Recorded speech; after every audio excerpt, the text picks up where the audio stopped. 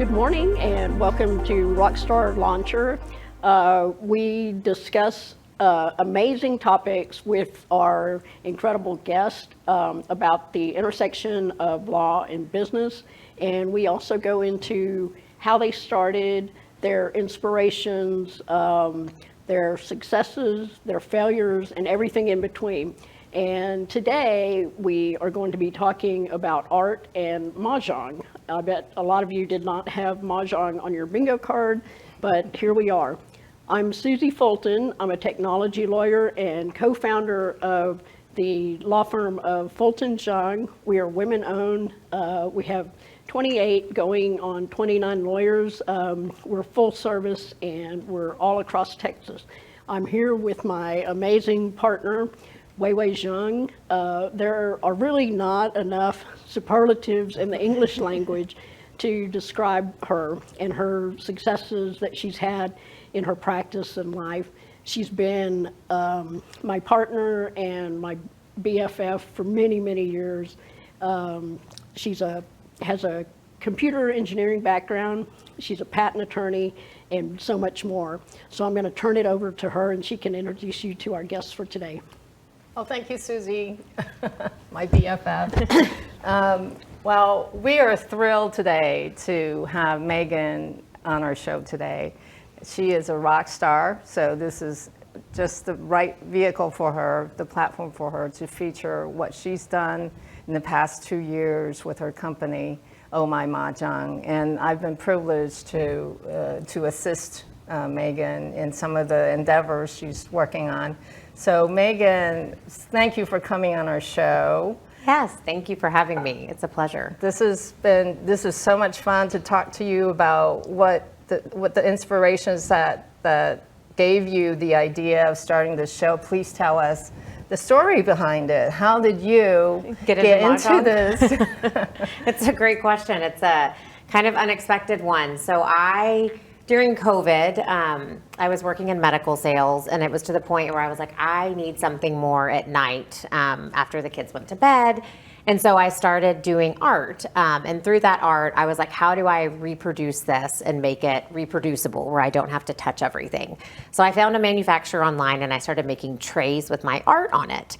And so through that, I went and I tried to sell it to some stores around Dallas and online. And then during COVID, some girlfriends were like, we want to start a weekly Mahjong group. And I looked at them and I said, oh my gosh, I learned Mahjong in college and I have carried a set around with me for 20 plus years. I would love to play again. So we started this group during COVID. Meanwhile, I'm doing the art with the trays.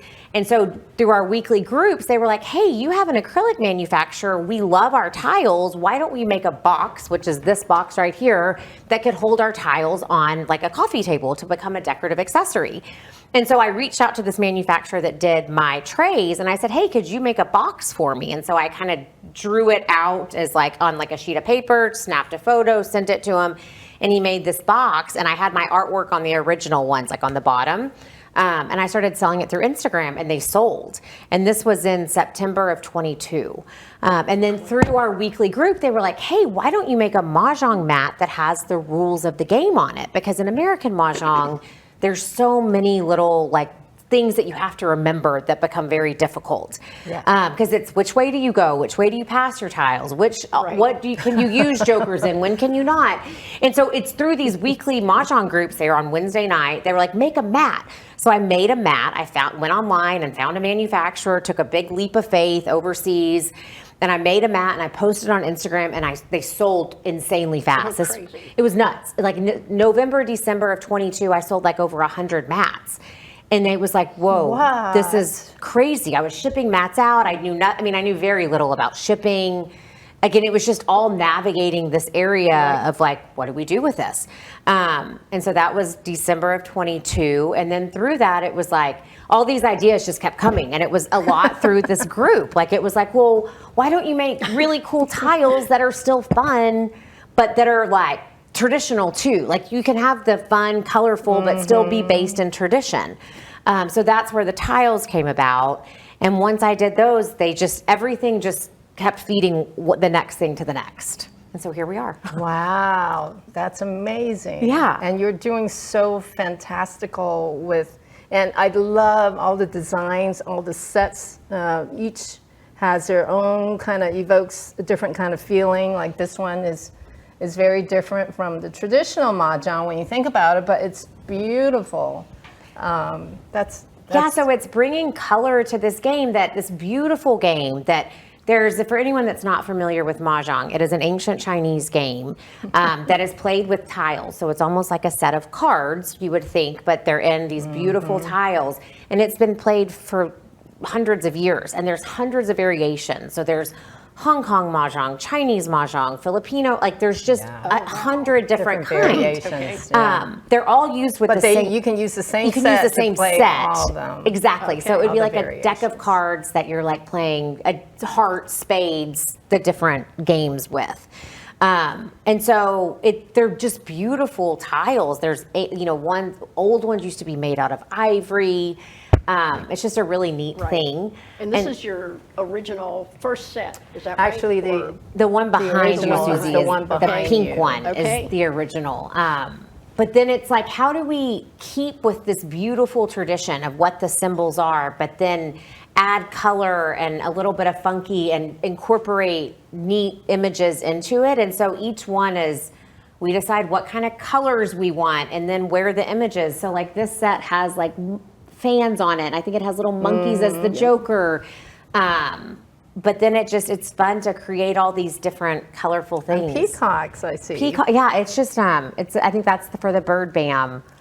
And then it just has become almost, especially in these very southern states, almost like the new tablescape. So instead of people doing like dining room tables, they have multiple mats, and it's like, well, what am I hosting tonight for Mahjong? Let's bring out this mat, and then I have a Christmas mat, and then I have like my summer mat, and so it's become like a really way of like entertaining and hosting, incorporated the different seasons. Yeah, into your seasons or game nights or it's just become a really neat thing amongst women to show off what all they have. Now, you have also embarked on an interesting way of teaching the game. Yes. Tell us a little bit about that. Yeah, so the biggest disconnect starting this company, and Dallas was kind of an epicenter of Mahjong, of American Mahjong. It is. I didn't You know that. are learning That's so much. crazy. You're going to be Okay. so versed in Mahjong by the end of Yes, this. please tell us. So it's kind of an epicenter, but when we would go, so one of the big successes I feel like of the company is I went wholesale and I sold to stores. And so selling to these stores, we go to market. So there's, different markets across the country that stores come to and buy. And we would go and they'd be like, well, these are great. These are beautiful, but how in the heck how is our town going to learn this? No one in small town Mississippi knows how to play Mahjong. So how are we going to get it there? And just like Weiwei and I spoke about earlier, you can't learn on the internet from it. Like it is It's near a complicated impossible. game. Very complicated. You need someone to actually teach you. So the disconnect we saw was there's all these people that want to learn, but how do we spread it? How do we help people learn? So we embarked on this thing called a Mahji Mentor, which is empowering women, a lot of moms, ex-teachers, to come in and we give them all the tools to teach. And then we pair them with stores. They're all independent of us, but we give them the tools. And then they go out and go to the different stores that carry our product. Some of them will fly all over. They fly to Mississippi, Louisiana, and they go teach these stores and these little cohorts of women how to play. And then it just starts spreading. And so we can see where it's spreading because recently I mentioned Mississippi. We've gotten so many orders from Mississippi. Oh, it's wow. blown up in the Mississippi Delta. That's amazing. Which who would have thought Mahjong in Mississippi, right? In Mississippi, right. Now, how many trainers do you have today? So I think there's over 250 now that are associated with Oh My Mahjong. And so then they get, there's a benefit if they push if they sell the tiles. We give them a bunch of teaching materials. One of the other big things of Oh My Mahjong was empowering women. So I'm a huge proponent of women having something for themselves. Yes. Right. They need something outside of their family, their husband, their home, something. A skill set. A skill set and something that gives them a purpose, which has been a huge driving force in all of this because I've got a beautiful family and a husband I adore, but it's also I need something that's An outlet. mine. Right. Yeah. Yeah, like an So- outlet, exactly. Wayway's gonna- oh, I'm sorry. I'm sorry. We're going to have links to your website and Yeah. also other information. So if somebody's interested in signing up as a mentor, Yeah, they so can definitely get in touch absolutely. with There's you. on our website, it says how to become a teacher, or become a teacher, I think is the tab. And so then it kind of outlines it all of what all it entails. And then like this year we had a big conference where 30 of them flew across the US, met in Dallas, and we got to, you know, go over social media techniques, all different like things to help grow their business. And then sneak peek of new products and things like that, and building this community. And it's neat because lots of them have come to me and they've said, you have like introduced me to friends from, you know, all over the country that I've become Wow. deep friends with, that we like share this bond, and we teach and we text back and forth. And it's just neat to like build this community of people that are sharing their love Yeah. for a game and sharing their love of teaching. You're empowering women Exactly. all I know around that. And the giving them the country. tools, because you can, and then Yeah. what's cool about the mentor is you can do it as much or as little as you want. So let's say Right. you're in the trenches with having young kids and you are just making it day back by off. day. You can back off. Yep. Your kids go to school, it's a great time to like pick it up more. So it's just about the ebb and flow of life and like figuring out how it works for you at that moment. Love that. So, Wayway has been doing your trademark work. Yes. And how did the two of you connect, or how Yeah, did you? and everything you said about Wayway is true. She is just amazing. We have a saying. Wait, don't mess with Wayway, because we're like, you don't mess with Wayway. Me and my COO don't play with Wayway, because Wayway does not play. She gets stuff done. So it's funny, my husband, who is an entrepreneur, he used to use Wayway for his company that he had a while back. Okay. And he has since sold it. But in the beginning of this, so it was probably spring of 23, so we're approaching 2 years, he was very big on, he said, Megan, we need to button things up. And as an entrepreneur, your goal is to always make something, you know, you hope that it's going to be something big, but the Right. reality of that, you're like, well, is it never really know, worth right? it? Like, Yeah. I don't know. This is like, well, we've just got something small here. And he's like, no, we have to put in all these checkpoints to make sure we're protected. So we've got to get contracts. We need to get trademarks. And I'm like, I have no idea what you're talking. Like, this is all like something you just don't think about, because it's not like we went and invented a product. Like, we didn't go and like Right. invent like MAHJONG tiles. So Right, like, you're just right. like, oh, well, but there's so many like components of intellectual property and Absolutely. these different things. And you got a fast lesson on that, didn't Yeah, you? we did. So there's been people, you know, coming and approaching us to try to do stuff, and you don't play with Wayway, basically. Yeah, so some unfounded allegations Yep. of infringement. And because you've been so diligent in protecting your marks, getting registrations for trademarks and copyrights, that we're able to just say no, provide all the reasons why they don't make any sense, right? Yep. What their allegations are totally unfounded. Exactly. But it took time and effort. And for you it's a to big do that. investment. Like, It it's an is. investment, but it is one of the things I think in building a business is doing things properly in the beginning. The because foundation. Exactly. Because if Yeah. you don't have that, then you're scrambling when there's, you know, you hit the growth mode. And if I were scrambling with legal stuff while we're dealing with, you know, trying to keep up with the growth, it would be really, Crazy, really right. hard.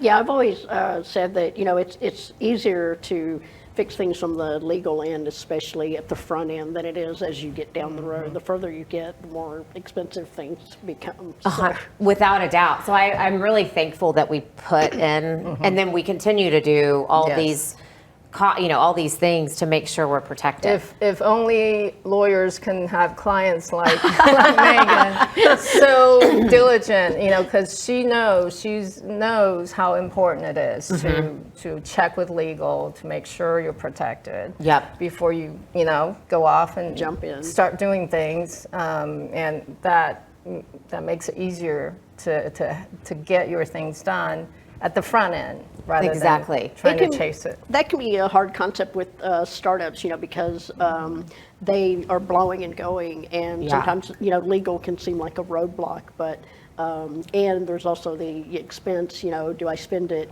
now? And, because you're Kind of like wanna you're build taking a your risk though, right? You're rolling dice. Like, is this going to work? Is it not? So you're like, do Exactly. we put the money in? Yeah. Yeah, but I think it's definitely worth it to have sensible legal counsel on the front end of things. I have to ask, okay, so I've looked at your art and your tiles and everything. Everything is beautiful, and to me, it all conveys, your colors and it's joy and happiness, lots of bright, happy colors, pastels, and do you have a dark side? Oh, my husband would probably say I do. I mean, I'm sure I do. No, it's funny. Our house is really colorful. I think I have 3 boys. I have a husband. I have a boy dog. And I'm surrounded by boys. And so I'm like, this is going to be my girl. I don't want the drama of a daughter, but I'm like, this is like a lovely way to convey that and have girly. And the happy colors. The happy colors. Our house is really happy and colorful, and thankfully my husband doesn't care. He's like whatever with the fun colors, but I'm sure I do have a dark side, but not a lot. It's not conveyed by color, although I do have black jeans on. You are so savvy with social media and digital marketing, and your online presence is amazing. What are some advice that you would provide for startup companies in marketing and promoting yourself? So I think the hardest part in the beginning is promoting yourself. But I think having a brand that your face is behind is so much quicker way to build a brand than not having your face on it.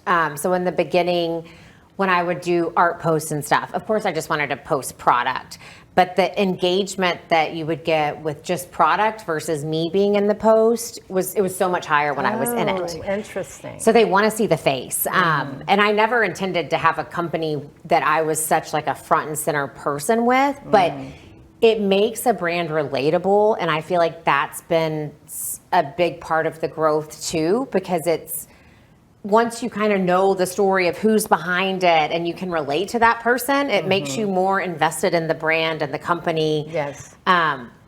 I guess it also helps you to recruit mentors too. I think all of it, like, and it's funny because it's become like where we're on vacation and people will come up to me and they're like, "You're the MAHJONG lady," and I'm like, we were in Hawaii and I like had a swimsuit and a hat on, and I was like, "Oh my gosh, how in the world do you know?" Was Kevin impressed? He was like, and this happens on regular when we go, but it's just because I've become such the face of it, and I think I can slowly not have to be as much. Who knows? But it's when they know who's behind it. It's petrifying as the business to do it, right? Like I think I drank a big glass of wine the first post I did. I was like, oh my, because you become so vulnerable. You're like, I'm the person for this. So if they don't like it, they must not like me. They might not, yeah. It could be personal. It becomes personal.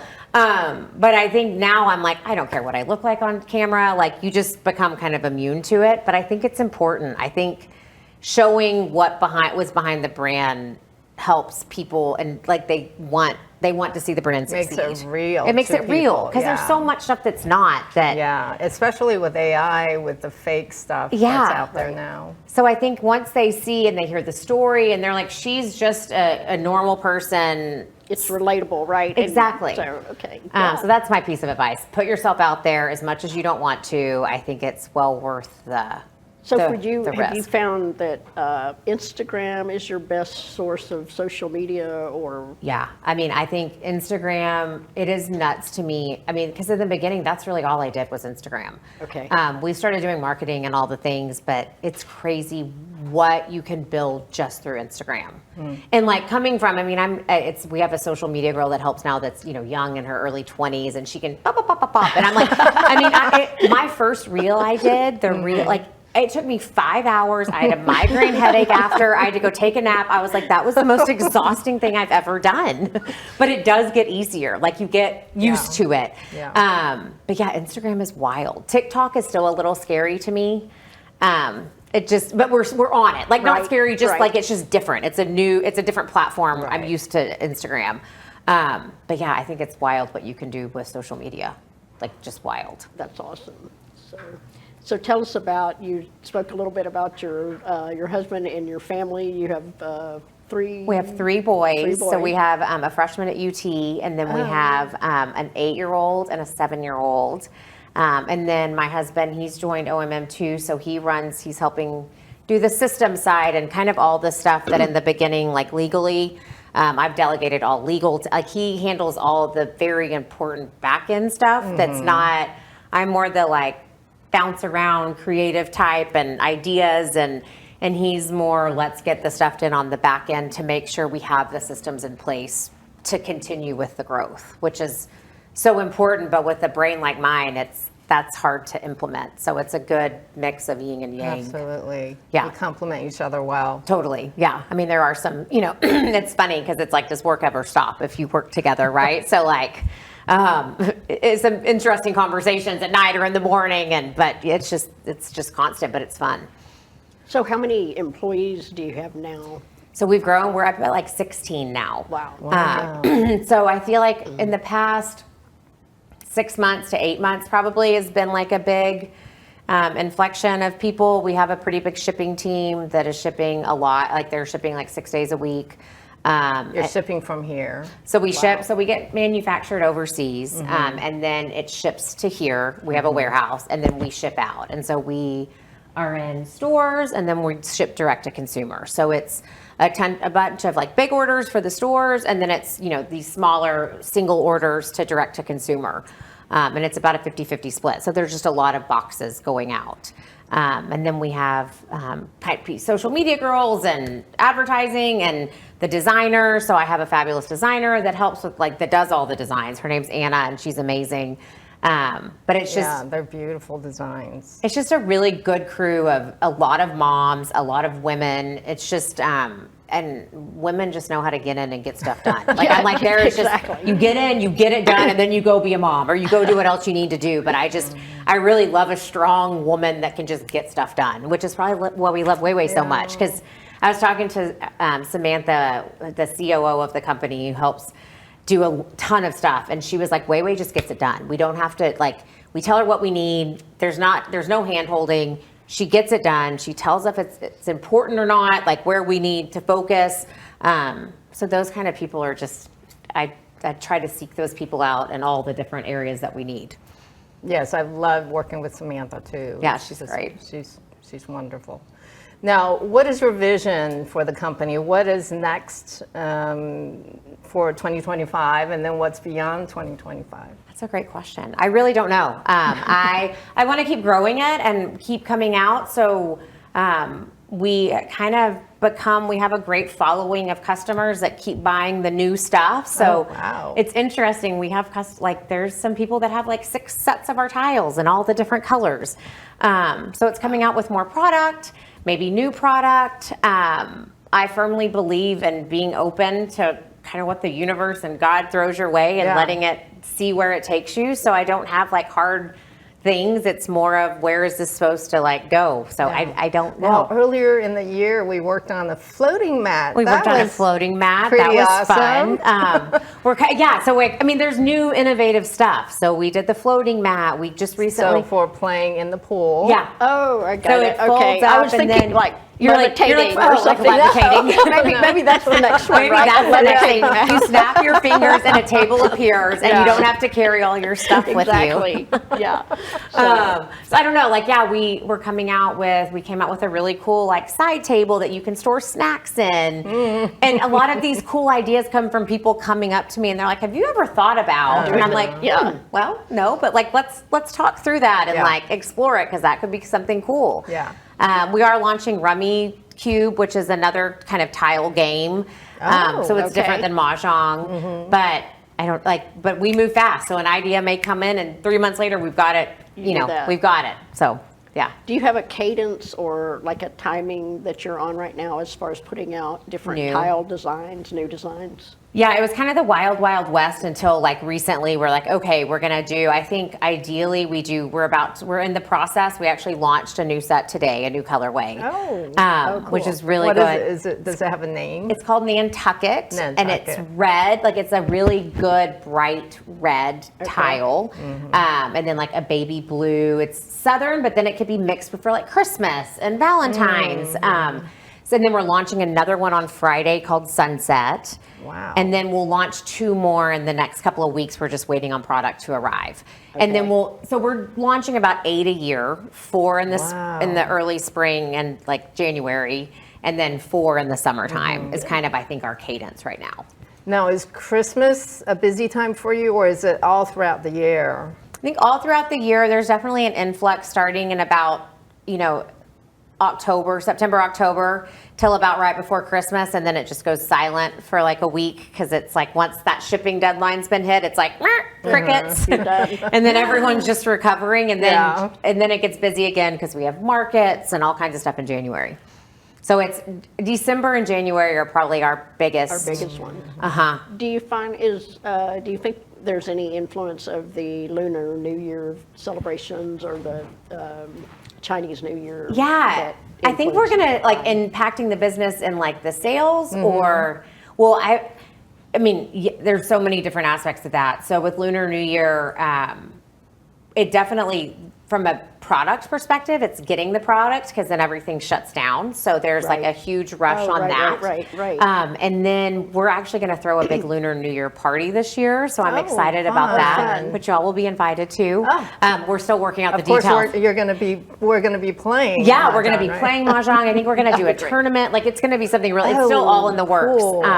So I really want to like put an emphasis on that. We have product that is like cups and stuff because I'm like, I want people to know about this too. Like the aspect of Lunar New Year. So yeah, hopefully. That could be another, with the animal each year has. Yes, that would be fun to do on a mat. Yeah, or something. Right. I like that idea. Yeah, that would be, that's a really cool idea. But see, this is where like these ideas, I'm like, everybody's got really cool input. Like it's about listening to it and taking it. But yeah, I like that idea. Right. Well, do we have any other questions? I don't. We have 5 minutes, so we probably need to be wrapping up, but you must be a really good Mahjong player. I think I've gotten worse. People are like, do you play Mahjong all the time? I'm like, no, I work all the time. I do play every Wednesday night, but I think it's more of a time to come together with friends. So like I play, but I'm definitely not, I'm more about having fun playing. So I feel like I'm a casual player. I think You're not a serious. I'm not a super serious player. And maybe it's an ebb and flow in life, right? So maybe when I'm not in this stage of life, I'll be very competitive and go to tournaments. Right. Yeah. But right now I'm more about like having fun and like playing and I'm very like, I don't win much. It seems like, with Mahjong, it's a game of skill for sure. But there's also the luck element of like when tiles are drawn and what you need and everything. And so it's something where it's a game where, you don't necessarily feel bad when you lose because you can say, oh, I just was unlucky, as opposed to I'm just not very good at it. Not very good, right. Well, I think that's what's cool about Mahjong too, is it can be as serious and as non-serious as you want. Like I play with my boys and we do like a matching game. So it's more about matching the tiles and then discarding the tile and saying the name of it. And so it's more of like getting their brains to like think that way. Yeah. And then I'm like, there's abbreviated version. So I think it's cool because you could play with 6-year-olds and then you can go play with your 95-year-old grandmother who's been playing for decades. Forever, it's just it transcends all generations. That's great. I've never heard of using the tiles to play with children. Yeah. And there's like people are making cards now that are, they have like they have the easier hands and things like that. So then it just really caters to them. But Mahjong is great because it makes your brain think almost like a chess. And so it keeps you fresh. If you meet a older lady that's played forever, you're sharp as a tack because it makes your brain work. Right. And it's such a social game too, isn't it? Exactly. It gives you an opportunity to get together with your friends and just spend that time. And then you're also making your brain work, which I love because it's not just like boredom of like, I mean, not that that's boring, but I'm like it engages you and it makes you think while getting to be together with friends. So it's like a win-win. So I think it's great. Absolutely. Yeah. That's so much Well, fun. we are so happy that you joined us today, and you are truly a MAHJONG rock star. Well, Rock thank star. y'all so much, and thank you for all your help along the way. Yes. Thank you so much. Thank you. Great, we'll All right. close out, and we'll be looking forward to our next episode of Rockstar Launcher. Thank you for joining us.